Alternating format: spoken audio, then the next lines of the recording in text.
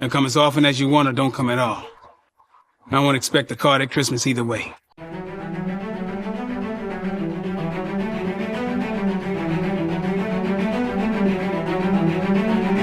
Michael Jai White est un acteur, producteur, réalisateur et scénariste américain, ainsi qu'un adepte des arts martiaux. L'histoire de sa vie est un exemple classique du rêve américain.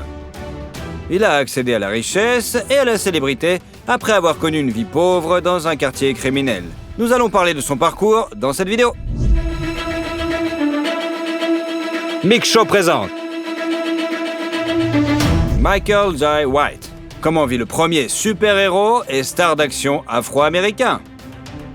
Michael Jai White est né le 10 novembre 1967 à Brooklyn, dans l'État de New York.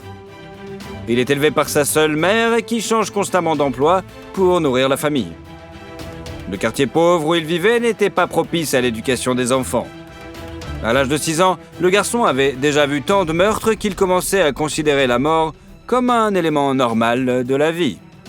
Michael a admis qu'en tant qu'enfant, il avait développé une forte immunité à la douleur et au sang humain, et acquis une sensibilité protectrice. Et c'est peut-être ce qui l'a aidé à survivre, bien sûr. Les films d'action sont devenus un exutoire pour notre héros. Après avoir vu le film King Boxer, il s'est intéressé aux arts martiaux et a commencé à les apprendre seul à la maison. Il n'avait pas d'argent pour s'offrir un club de sport ou une salle de gymnastique, alors au lieu d'haltères, Michael utilisait des bouteilles de lait remplies d'eau. Lorsque le garçon a eu 7 ans, sa mère s'est vue offrir un poste à Bridgeport. Et la femme a donc dû déménager avec son fils dans l'état voisin du Connecticut. Mais même là, il vivait dans un quartier pauvre où régnait la loi de la jungle dans les rues. Les Blancs ont loué un petit appartement à côté de celui d'une brute nommée Troy House, qui s'en prenait toujours à Michael. Cependant, le nouveau voisin n'était pas du genre à se laisser faire et savait se défendre. Une solide amitié est née des combats. Et leur amour pour les arts martiaux les a unis. Troy assistait au cours de Jitsu, un art martial japonais, et était heureux de montrer à son ami les mouvements qu'il avait appris. Michael a également commencé à suivre des cours de karaté Shotokan avant de passer au Kyokushin. Dans ce style, le garçon a obtenu sa première ceinture noire à 13 ans. D'ailleurs, à l'adolescence, il avait déjà une taille impressionnante. À 14 ans, son poids était de 190 livres. Au même âge, il quitte le domicile familial et commence à vivre de façon indépendante avec un ami, qui sera abattu un mois plus tard. White a également été touché au bras et à la cuisse. Michael faisait régner la peur dans le quartier, car il était le chef d'un gang d'adolescents et était protégé par un baron de la drogue. Bien qu'il n'ait jamais été le premier à se battre, il pouvait faire preuve de ses talents de combattant lorsque la situation l'exigeait. À 15 ans, Michael est devenu père alors qu'il était encore un enfant lui-même. En grandissant, son fils a fréquenté des criminels et s'est mis à consommer des substances illicites, ce qui a tout simplement ruiné sa vie. En 2021, White annonce la mort de son aîné. 2 autres fils illégitimes, Devin et Jay Jordan White, sont nés entre 90 et 95. Michael aurait pu suivre son parcours criminel, mais il a obtenu une bourse sportive et est entré dans une école normale. À cette époque, il commence à jouer au théâtre comme passe-temps et participe à des compétitions d'arts martiaux. Après avoir obtenu son diplôme, il est devenu éducateur spécialisé dans une école pour enfants souffrant de troubles émotionnels. Michael figurait sur la liste des meilleurs enseignants. Il avait un emploi du temps standardisé et un revenu stable. Mais pour lui, ce n'était pas suffisant. Il se rendait donc à diverses auditions les week-ends et pendant les vacances d'été.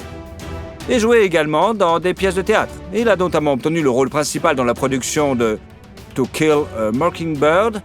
Il est intéressant de noter que pendant qu'il travaillait à l'école, White avait une opinion négative sur le hip-hop, qui éloignait les adolescents de la réalité. En 1989, Michael Jai White a joué dans 2 volets de la franchise fantastique The Toxic Avenger. Et en 1990, il a joué dans une publicité pour Burger King. Finalement, après 3 ans de travail, il abandonne l'enseignement et déménage à Los Angeles pour se consacrer entièrement à sa carrière d'acteur. Au début des années 90, Michael apparaît dans des séries télévisées telles que Saved by the Bell et Renegade, ainsi que dans des films Universal Soldier et bien sûr Full Contact.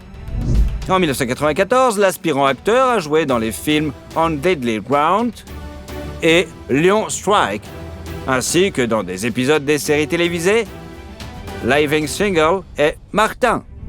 Un an plus tard, la chance lui sourit. Michael est invité à jouer Iron Mike dans le téléfilm biographique sur Mike Tyson. Après ce rôle, le jeune homme est assailli de propositions de réalisateurs différents.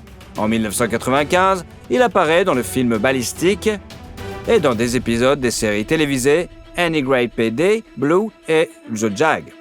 Viennent ensuite ces thrillers 2 Days in the Valley, City of Industry, mais le film le plus emblématique de l'acteur est bien sûr Spawn. D'après la bande dessinée de Todd McFarlane, le film est sorti en 1997 et Michael est devenu le premier acteur noir à jouer un super-héros. Pour se transformer dans son personnage, il passait jusqu'à 4 heures par jour à se maquiller et souffrait d'un costume terriblement inconfortable. Il était littéralement collé à son corps. Le masque ne lui permettait pas de respirer normalement et les lentilles de contact lui irritaient les yeux à longueur de journée. Le travail des maquilleurs a été récompensé par une nomination aux Saturn Awards et White a été nommé aux Blockbuster Entertainment Awards.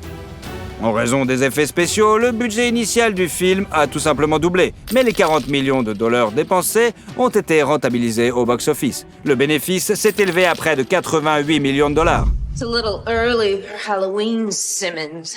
Where you're going, every day's Halloween. L'acteur a ensuite joué dans le thriller policier Sick and Thieves, le drame militaire Mutiny, les comédies Ringmaster and Breakfast of Champions et bien sûr, en 1999, Universal Soldier, Le Retour. Dans le premier volet, White jouait l'un des soldats et dans la suite, il incarnait un super ordinateur nommé Seth. When I was a machine, I yearned to be a man. Now I'm better than both. Au début du nouveau millénaire, Michael Jai White a joué dans le drame télévisé Freedom Song, dans des épisodes des séries télévisées Wonderland, Boston Public, Soul Food et CSI Miami, ainsi que dans le thriller Exit Wows. Dans ce dernier, le partenaire de Michael sur le plateau était bien sûr Steven Seagal et leur scène de combat était une improvisation complète et non une chorégraphie préméditée. Après plusieurs thrillers de moyenne envergure et la participation d'un personnage dans Justice League, l'acteur a obtenu un rôle de caméraman dans le film Kill Bill Volume 2. Il est même apparu dans la bande-annonce du projet de Quentin Tarantino avant qu'il ne soit scindé en 2 parties. Mais sa scène n'a jamais été incluse dans le premier ou le deuxième chapitre. En 2004, White a commencé à jouer dans la série télévisée Clubhouse et a joué dans le film d'action fantastique Silver Hawk. Entre-temps, sa vie personnelle a également changé. À la salle de sport, il rencontre Courtney Chapman, qui travaille comme gynécologue obstétricienne. Il est intéressant de noter que la jeune fille ne s'est même pas rendu compte que son petit ami était un acteur. Elle ne l'a appris que lorsqu'une de ses amies le lui a dit. Notre héros a déclaré qu'il avait longtemps résisté au sentiment qu'il éprouvait pour Courtney. Mais 1 an plus tard, en 2005, elle a demandé son bien-aimé en mariage. Et ils se sont immédiatement mariés à l'hôtel Four Seasons de Santa Barbara. Seuls leurs 2 meilleurs amis ont assisté à leur mariage. Mais plus tard, le couple a organisé une autre cérémonie pour que leur famille et d'autres amis puissent également y assister. 3 ans plus tard, Courtney et Michael ont une petite fille, Morgan Michelle. La petite fille a suivi les traces de son papa, elle s'est entraînée au karaté et a obtenu la ceinture jaune à l'âge de seulement 6 ans. En 2006, White a joué dans la comédie romantique Getting Played, dans un épisode de la série télévisée Windfall et dans le film d'action sportif Undisputed 2, The Last Man Standing. Dans ce dernier, outre le rôle principal, Michael était l'entraîneur de boxe de son partenaire sur le plateau, Scott Atkins. Y'all, heat this shit up. No snooping, coach. You take shower now. Go yourself. L'acteur a ensuite prêté sa voix à plusieurs jeux vidéo et a fait ses débuts en tant que producteur exécutif dans le film d'action expérimental américano-colombien PVC-1. Ce drame d'1h30, tourné en une seule prise, a été présenté au Festival de Cannes, où il a été nommé pour le prix Alexandre d'Or, mais n'a pas connu une grande notoriété. Parallèlement, Michael a joué l'un des personnages principaux de la comédie dramatique Why Did I Get Married?, qui raconte l'histoire d'un groupe d'amis essayant de faire face à des problèmes familiaux. Could you lay off of that for a while? Could you go to hell for a while? Already there. Excuse me? Nothing. Au cours des années suivantes, Michael White a joué activement dans des films très réussis. Par exemple, dans le thriller néo-noir The Dark Knight en 2008, avec Christian Bale et Morgan Freeman. L'acteur est apparu devant le public sous les traits d'un chef criminel cruel nommé Gumball. Enough from the clown! Let's not blow this out of proportion. You think you could steal from us and just walk away? Yeah. I'm putting the word out. 500 grand for this clown dead. $1 million alive, so I can teach him some manners first. L'acteur a également joué dans les séries télévisées House of Pain et The Legend of Bruce Lee, ainsi que dans les thrillers comiques Black Dynamite. Une autre coproduction de White est sortie en 2009, le film d'action sportif Blood and Bone, dans lequel il joue le rôle principal. Ce film n'a pas été apprécié par les critiques de cinéma, mais a reçu des critiques positives en raison des combats bien mis en scène. En 2010, l'acteur a joué dans des clips musicaux de Toni Braxton et Nicki Minaj. Sa voix a été entendue dans la série animée The Boondocks, et il a incarné le major Jackson Bridge, un personnage de l'univers de Mortal Kombat. Dans ce rôle, il est apparu dans le court-métrage Mortal Kombat Rebirth et dans la série télévisée Mortal Kombat Legacy. White a également joué dans la suite de l'histoire des aventures des couples mariés Why Did I Get Married To? Et plus tard dans la série dérivée For Better or Worse. Un an plus tard, on peut entendre la voix de Michael Jai White dans la série animée Batman, The Brave and the Bold, tandis qu'on peut le voir dans le film d'action canadien Tactical Force et le drame sportif Never Back Down 2, The Beatdown, qui est aussi son premier film en tant que My réalisateur. deal is I teach you, and you pay me in blood, sweat, and money. I don't teach you what you want. I teach you what you need. And I never teach any two people the same way. Quelques années plus tard, le troisième volet est sorti. Mais ces films d'action à petit budget n'ont pas atteint le niveau du film original de 2008.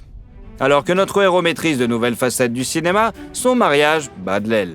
En 2011, Courtney et lui divorcent.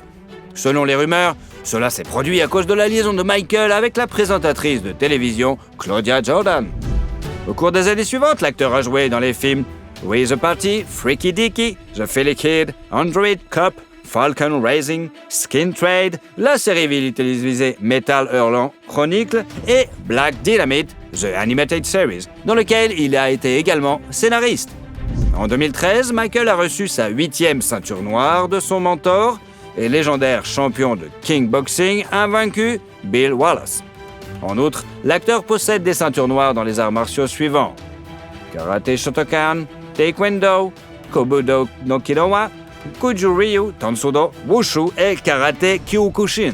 En 2014, M. White a été désigné personnalité de l'année par le magazine Black Belt et un an plus tard, il a été intronisé à l'International Sport Hall of Fame, temple de la renommée des sports internationaux. D'ailleurs, à force de travailler avec des maîtres des arts martiaux et de jouer dans des films d'action asiatiques, l'acteur parle un peu le japonais et le chinois. En juillet 2015, Michael s'est remarié, cette fois avec l'actrice Juliana Ileana Waters. Fait intéressant, ils se connaissaient depuis leur jeunesse, s'étaient rencontrés à l'une des fêtes et sont même sortis ensemble pendant moins d'1 an dans les années 90, mais ont rompu. Ils ont entretenu des relations amicales et des années plus tard ont décidé de se remettre ensemble. Le moment où Michael lui a avoué son amour pour la première fois est également très intéressant. Un jour, il a pris un somnifère, mais il a fait une réaction allergique. Michael a alors décidé qu'il était mourant et qu'il devait avouer ses sentiments pour Juliana avant de mourir.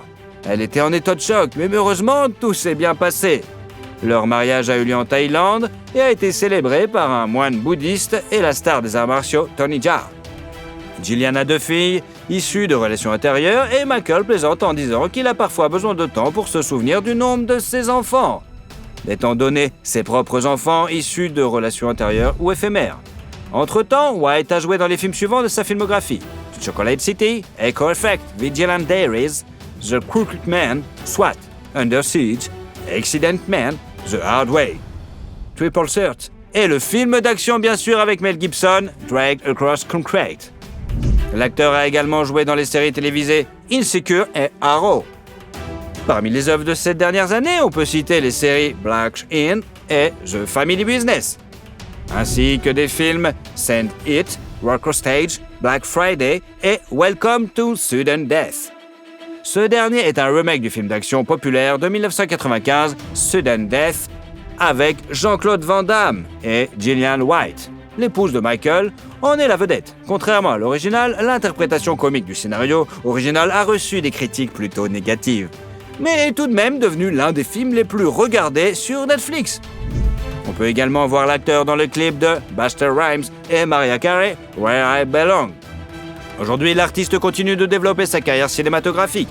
En 2022, il a ajouté à sa filmographie le drame musical en 8 parties Kingdom Business et le film d'horreur Dead Zone.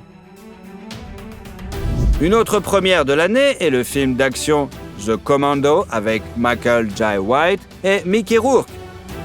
Les deux acteurs sont également producteurs du film. Just you and me now. Are you listening to me? Let's make a deal. À l'heure actuelle, plusieurs projets de Michael Jai White sont en cours de réalisation. La valeur nette de Michael Jai White est estimée à $5 millions. Il vit avec sa femme et ses filles à Los Angeles, dans le quartier de Sherman Oaks. Il peut s'entraîner dans le jardin de sa maison, mais il se rend aussi souvent dans un club de fitness situé à proximité. Ses autres endroits préférés pour s'entraîner sont la plage dans la région de Santa Monica et un parc à North Hollywood. Michael ajoute à ses séances d'entraînement des exercices visant à développer sa souplesse et sa dextérité afin d'être à l'aise à l'écran. Environ 2 semaines avant le tournage, il commence à s'entraîner encore plus dur, 4 heures par jour, et à suivre un régime spécial. L'acteur affirme qu'il est très important de boire beaucoup et suit les règles. 70% de protéines dans l'assiette, un minimum de sel et pas de sucreries. Mais ce mode n'est pas permanent. Pendant de nombreuses années, l'acteur a enseigné les arts martiaux dans la ville voisine de Burbank. Une école de karaté à son nom a également été ouverte dans cette ville, où il donne de temps en temps des cours de maître. White a également annoncé son intention d'ouvrir un studio de cinéma à New Haven, dans le Connecticut. La filmographie de notre héros se compose essentiellement de films d'action, mais aussi de comédie. Quel film avec la participation de Michael préférez-vous? Let's get it over with. Et surtout, si vous aimez la vidéo, mettez un like. Et comme ça, vous suivrez toutes nos autres vidéos. Allez, à bientôt!